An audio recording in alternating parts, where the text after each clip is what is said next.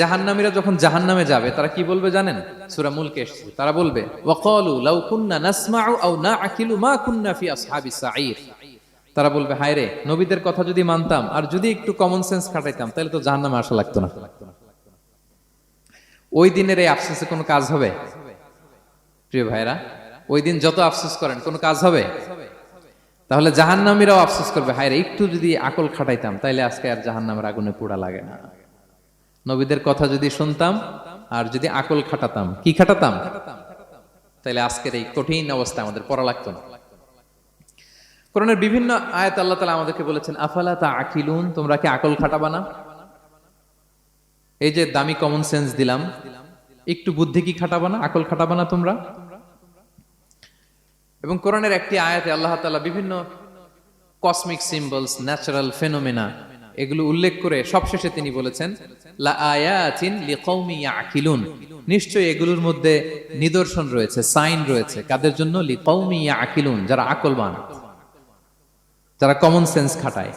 এই আয়াতে আল্লাহ কি কি বলেছেন দীর্ঘ আলোচনা, আমি খুব সংক্ষেপে বলছি। আল্লাহ তাআলা বলছেন ইন্না ফি খালকিস সামাওয়াতি ওয়াল আরদি ওয়া ইখতিলাফিল লাইলি ওয়ান নাহারি ওয়াল ফুলকিল্লাতি তাজরি ফিল বাহরি বিমা ইয়ানফাউন নাস وما أنزل الله من السماء من ماء فأحيا به الأرض بعد موتها وبث فيها من كل دابة وتصريف الرياح والسحاب المسخر بين السماء والأرض لآيات لقوم يعقلون। সবগুলো বলে আল্লাহ বললেন এগুলোর মধ্যে নিদর্শন আছে তাদের জন্য যারা কমন সেন্স খাটায়। কি বললেন আল্লাহ? আল্লাহ বললেন আকাশ জমিনের সৃষ্টির মধ্যে, দিবারাত্রির পরিবর্তনের মধ্যে, এই যে 24 ঘন্টার 12 ঘন্টা দিন, 12 ঘন্টা রাত, আর নিগতির কারণে এই যে দিবারাত্রি আমরা পাই, এই পৃথিবীটা তার অরবিটে, কক্ষে যেমনি ঘুরে আবার পৃথিবীটা তার অক্ষেও ঘুরে। যে আপনারা যারা ক্রিকেট খেলছেন এরকম স্পিন বল করেন না? হ্যাঁ, কমন পড়ছে? স্পিন বল করলে বলটা কিভাবে যায় বলেন তো? ঘুরতে ঘুরতে যায়। তো পৃথিবী যখন সূর্যের চারদিকে কক্ষে ঘুরে, ওই ঘোরার মুহূর্তে সে নিজে স্পিনিং হইতে থাকে, ঘুরতে থাকে। ওই স্পিন হইতে তার এক পিঠ থেকে আরেক পিঠে ঘুরতে তার 24 ঘন্টা সময় লেগে যায়। ওইটার কারণে দিবারাত্রি হয়। 12 ঘন্টায় আমরা দিন পাই, 12 ঘন্টায় আমরা রাত পাই। আল্লাহ বলেন এই দিবারাত্রির পরিবর্তনের মধ্যে নিদর্শন আছে। তারপরে সাগরে যে ভেসে বেড়ায় বড় বড় নৌযান, জলযান, আপনারা দেখেছেন কিনা জানি না, এই যে icon of the ocean, Titanic জাহাজের চেয়ে 10 গুণ বড় জাহাজ, আমি দেখে এসেছি পশ্চিমা দেশগুলোতে। এত বিশাল বড় জাহাজ, এটা সামনে দাঁড়ালে এটা দৈত্যের মতো মনে হয়। মালয়েশিয়াতে তো অনেক কন্ডোমোনিয়ামস, 10-15টা কন্ডোমোনিয়ামস একসাথে জোড়া লাগালে এটা যত বড়, ওই ক্রুজগুলো, জাহাজগুলো এত বড়। এক একটা জাহাজের ভেতরে 3000-4000 হোটেল রুম আছে, 8-10টা রেস্টুরেন্ট আছে, ফুটবল স্টেডিয়াম আছে, থিম পার্ক আছে, বিশাল একটা এন্টায়ার সিটি। এই বিশাল ক্রুজগুলো, Icon of the Sea, Virgin Voyages, Royal Caribbean, এগুলো সাগরের উপর দিয়ে ভেসে বেড়ায়। আল্লাহ বলে ওয়াল ফুলকিল্লাতি তাজরি ফিল বাহরি বিমা ইয়ানফাউন নাস, সাগরের উপরে বিশাল বড় বড় ক্রুজগুলো ভেসে বেড়ায়, এর মধ্যে নিদর্শন আছে। এরপর আল্লাহ বললেন আমি পানি থেকে সব প্রাণী তৈরি করেছি, ওয়াজআলনা মিনাল মাই কুল্লা শাইইন হাই, সব প্রাণ এসেছে পানি থেকে। বিজ্ঞান এটাকে কনফার্ম করেছে। তারা বলেছে পৃথিবীর সর্বপ্রথম এককোষী প্রাণীর নাম হচ্ছে অ্যামিবা। অ্যামিবা এসছে, জুপ্লাঙ্কটন, ফাইটোপ্লাঙ্কটন, ব্যাকটেরিয়া প্লাঙ্কটন, এভাবে স্পিসিসগুলো ডেভেলপ করেছে। আল্লাহ বলে এর মধ্যে নিদর্শন আছে। এরপর আল্লাহ তাআলা বলেছেন মৌসুমী বায়ু, এই যে বায়ুর প্রবাহ, এতে নিদর্শন আছে। আর আকাশ জমিনের মাঝখানে যে মেঘমালাগুলো ভেসে বেড়ায়, এই সবগুলোর ভেতরে নিদর্শন আছে। কাদের জন্য? আল্লাহ বলেন লা আয়াতিন লিকৌমি ইয়াকিলুন, তাদের জন্য যারা আকল খাটায়, যারা কমন সেন্স খাটায়। সুবহানাল্লাহ পড়বেন না? এজন্য বিমানে যদি আপনারা উইন্ডো সিট পান, কি করবেন আজকে থেকে বলেন? উইন্ডো সিটের পাশে বসে বসে রিল দেওয়ার জন্য ভিডিও মেক করব। কি করবেন? হ্যাঁ, আল্লাহর নিদর্শন দেখব, কত ক্ষুদ্র আমি, কত নগণ্য আমি, কত তুচ্ছ আমি, এটা বুঝবার চেষ্টা করব। আর তাফাক্কুর মানে ক্রিটিক্যাল থিঙ্কিং। ক্রিটিক্যাল থিঙ্কিং করা। আল্লাহ যে আমাদেরকে ব্রেন দিয়েছেন, এটা দিয়ে ক্রিটিক্যাল থিঙ্কিং করা, ব্রেনটাকে কাজে লাগানো, গড্ডালিকা প্রবাহে ভেসে না বেড়ানো, ব্রেনটাকে আমরা যেন কাজে লাগাই। আত্তাফাক্কুর, ইব্রাহিম আলাইহিস সালাম এই আত্তাফাক্কুর বা ক্রিটিক্যাল থিঙ্কিং এর ক্ষেত্রে আমাদের জন্য অনুপম আদর্শ ছিল। কোন নবীর নাম বললাম? সবাই বলেন তো নবীর নাম কি? উনি যেই সময়টাতে পৃথিবীতে এসেছিলেন তখন কেউ করত তারার পূজা, কেউ করত চাঁদের পূজা, কেউ করত সূর্যের পূজা। আমরা হইলে কি করতাম? কোনো এক দলে ঢুকে যেতাম। কি বলেন? একদল করে তারার পূজা, আরেক দল সূর্যের, আরেক দল চাঁদের। আমরা হইলে কি করতাম? এক দলে ঢুকে যেতাম। উনি ঢুকেন নাই। উনি এই তারকা পূজারী, সূর্য পূজারীদের চিন্তার দেয়ালে আঘাত করেছেন। সুবহানাল্লাহ।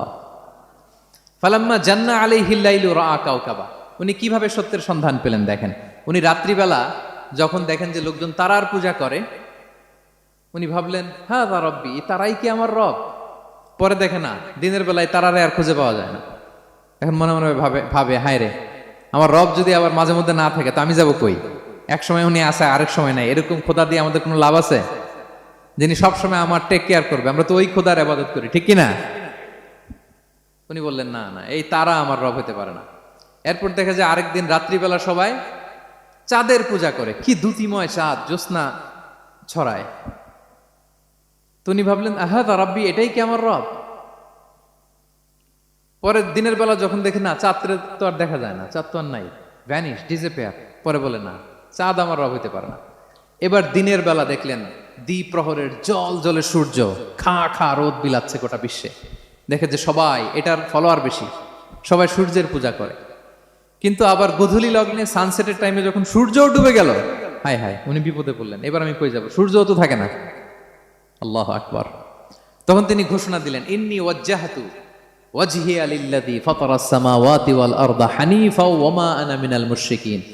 হে তারকা পূজারী, হে চাঁদের পূজারী, হে সূর্য পূজারী, আমি তোমাদের কোনো দলের সাথে নাই, বরং আমি আমাকে ওই সত্তার দিকে মনোনিবেশ করলাম, আত্মসমর্পণ করলাম। ফাতারাস সামাওয়াতি ওয়াল আরদ, যিনি আকাশ সৃষ্টি করেছেন, জমিন সৃষ্টি করেছেন। হানিফা ওয়া মা আনা মিনাল মুশরিকিন, আমি শিরক করি না, আমি হানিফ হিসেবে সে আল্লাহর ইবাদত শুরু করে দিলাম। পড়েন আল্লাহু আকবার। তাইলে উনি স্রোতে গা ভাসান নাই, কোনো এক দলে না ঢুকে উনি ওনার ক্রিটিক্যাল থিঙ্কিং, ওনার অ্যানালজি, ওনার বিবেককে উনি কাজে লাগিয়েছেন। তো সম্মানিত সুধী, এজন্য চিন্তা করা, এটাকে আরবিতে বলে আত-তাহান্নুস মিন বাকায়া আল ইব্রাহিমিয়া। এটা ইব্রাহিমী চিন্তার অবশিষ্টাংশ। সেদিন ইব্রাহিম আলাইহিস সালাম এভাবে চিন্তা করতেন, গবেষণা করতেন। সূরাতুন নাহলে আল্লাহ তাআলা মৌমাছি কিভাবে মধু সংগ্রহ করে এই ইনফরমেশনটা যখন আমাদের সামনে পেশ করলেন, এই আয়াতের শেষেও তিনি একই কথা বললেন, ইন্না ফি যালিকা লাআয়াতান লিকাউমিন ইয়াতাফাক্কারুন। নিশ্চয় এর মধ্যে যারা চিন্তাশীল তাদের জন্য নিদর্শন আছে। মৌমাছি যে মধু সংগ্রহ করে, আপনারা মৌচাক দেখছেন? কে কে দেখি মৌচাক দেখছেন? মাশাআল্লাহ। আচ্ছা, ঠিক আছে। রাসূল সাল্লাল্লাহু আলাইহি ওয়াসাল্লাম মধু বড্ড পছন্দ করতেন। পিওর হানি, দুর্গন্ধওয়ালা হানি তিনি খেতেন না, পিওর হানি খাবেন, খুবই এনার্জেটিক। এবং কোরআনে মাত্র দুইটা জিনিসকে শেফা বলা হয়েছে। এক হচ্ছে কোরআনকে বলা হয়েছে শেফা, আর এই মধুকে বলা হয়েছে শেফা। সুবহানাল্লাহ। আল্লাহ তাআলা বললেন ওয়া আওহা রাব্বুকা ইলান নাহলি আনিত্তাখিযি মিনাল জিবালি বুয়ুতা ওয়া মিনাশ শাজারি ওয়া মিম্মা ইয়ারিশুন। আল্লাহ তাআলা মৌমাছিকে শিখাই দিলেন কিভাবে মৌচাক বাঁধতে হবে। এবং আল্লাহ বললেন ইত্তাখিযি মিনাল জিবালি বুয়ুতা, তোমরা পাহাড়ে মৌচাক বাঁধো, ওয়া মিনাশ শাজার, গাছের মগ ডালে বাঁধো, অথবা উঁচু মাচার উপরে বাঁধো, যাতে গ্রামের ছোট্ট ছেলেরা ঢিল মারতে না পারে। মৌচাক যারা দেখছেন, এটা কি নিচু নিচু জায়গায় মৌমাছির মৌচাক হয় না, উঁচু একেবারে মগ ডালে। এটা মৌমাছিরা শিখাই দিছে কে? হ্যাঁ, কে শিখিয়েছে? আল্লাহ সুবহানাহু ওয়া তাআলা মৌমাছিকে শিখিয়ে দিয়েছে। যারা আরবি বোঝেন তারা বুঝতে পারবেন ইত্তাখিদি এটা ফেমিনিন জেন্ডার। তার মানে আল্লাহ যা অর্ডার করেছেন এটা পুরুষ মৌমাছিকে অর্ডার করেন নাই, নারী মৌমাছিকে। তো গবেষণায় দেখা গিয়েছে পুরো মৌচাকের বাসাটাকে এখানে যে লিডারশিপ বহন করে এটা কোনো পুরুষ মৌমাছি না, এটা নারী মৌমাছি। সুবহানাল্লাহ। এবং তিন ধরনের মৌমাছি থাকে, একটা হচ্ছে কুইন বি, রানী মৌমাছি, আরেকটা হচ্ছে মেল বি, এরা বংশ বিস্তার করে, আরেকটা হচ্ছে ওয়ার্কার বি, এরা এই মধু আনা নেওয়া করে। তা আল্লাহ এদেরকে বললেন কুলি মিন কুল্লি সামারাত, এই মৌমাছি তোমরা আশেপাশের সব সুন্দর সুন্দর ফুল থেকে, ফল থেকে, ফ্লাওয়ার নেকটার্স, পুষ্প রস সংগ্রহ করে নিয়ে আসো। মধু এত স্বাস্থ্যকর, হেলদি ডায়েট কেন? কারণ আশেপাশের গাছের মধ্যে এখানে আপনার ভেষজ গাছ আছে, ঔষধি গাছ আছে, বনাজি গাছ আছে, ঠিক না? তো মৌমাছিগুলো সেখান থেকে ফ্লাওয়ার নেকটার্স, পুষ্প রস সংগ্রহ করে আবার চলে আসে। এবং আল্লাহ বললেন ফাসলুকি সুবুলা রব্বিকি যুলুলা, পথ ভুলে যেও না, যেই পথে গেছো ওই পথে ফিরে আসো। একটা মৌমাছি মৌচাক থেকে প্রায় 10 কিলোমিটার দূরেও অনেক সময় চলে যায়, আবার 10 কিলোমিটার পথ চিনে আবার মৌচাকে এটার ফিরে আনে কে? এই পুরো মেকানিজমটা নিয়ে গবেষণা করে অস্ট্রিয়ান একজন সায়েন্টিস্ট, তার নাম হচ্ছে কার্ল ব্রনফেশ, সে একটা বই লিখেছে দ্য ডান্সিং বিজ, এবং এই বই লিখে সে নোবেল লরেট হয়েছে, নোবেল প্রাইজ পেয়েছে। আমরা তো মধু পাইয়া হাতের তালুর মধ্যে নিয়ে জিহ্বা দিয়ে চাটি, আমাদের তো আর ব্রেন খাটানোর ওই সময় নাই। ওই কার্ল ভন ফ্রেশ সে এই মৌমাছি নিয়ে গবেষণা করে নোবেল প্রাইজ পেয়েছে, আর আমরা মাথা খাটাইতে পারলাম না। তো সে গবেষণা করে পেয়েছে, মানে কোরআনের আয়াত যা যা বলেছে সে তাই পেয়েছে। মৌমাছি ওখান থেকে ফুলের পুষ্পরস, ফ্লাওয়ার নেকটার্স এনেই কিন্তু মৌচাকে রাখে না, ওইটারে সে খেয়ে ফেলে। এবং সে গবেষণা করে পেয়েছে এক একটা মৌমাছির 2টা স্টোমাক, 2টা পাকস্থলী। একটা পাকস্থলীতে সে নিজের খাবার দাবার খায়, আরেকটা পাকস্থলীতে এই পুষ্পরস, ফ্লাওয়ার নেকটার্স গুলা সে রাখে। সেখানে আল্লাহ তাআলা একটা স্পেশাল এনজাইম দিয়ে ওইটাকে প্রিজার্ভ করে প্রত্যেকটা মৌমাছির নিচে একটা টিউব আছে, সেই টিউব দিয়ে নল দিয়ে মৌচাকে যে ওই মধুগুলো রেখে আসে, পড়েন সুবহানাল্লাহ। এবং এই মধুর ভেতরে আল্লাহ তাআলা ন্যাচারাল অ্যান্টিসেপটিক রেখেছেন, এটার নাম প্রপোলিস। দ্বিতীয় বিশ্বযুদ্ধে রাশিয়ান সোলজাররা তারা আহত হলে তারা অ্যান্টিসেপটিক কিনে লাগাতো না, তারা মধু লাগায় দিত, আর আহত সোলজার তারা মুহূর্তে সুস্থ হয়ে যেত। যাদের বাতের ব্যথা আছে, বাতের ব্যথা আছে না অনেক মুরব্বীদের, ওই বাতের ব্যথার মধ্যে যদি মৌমাছির হুল ফুটাই দিতে পারেন, একদিনের মধ্যে বাতের ব্যথা ভালো হয়ে যাবে। সাময়িক হয়তো ব্যথা পাবে, মৌমাছি যখন কামড় দেয় ব্যথা লাগে না, নাকি আরাম লাগে? কামড় খাইছেন মৌমাছির কখনো? হ্যাঁ। তো বাতের ব্যথার মধ্যে আপনি মৌমাছির হুল ফুটাই দিলে আর ব্যথা নাই। সুবহানাল্লাহ বিহামদি।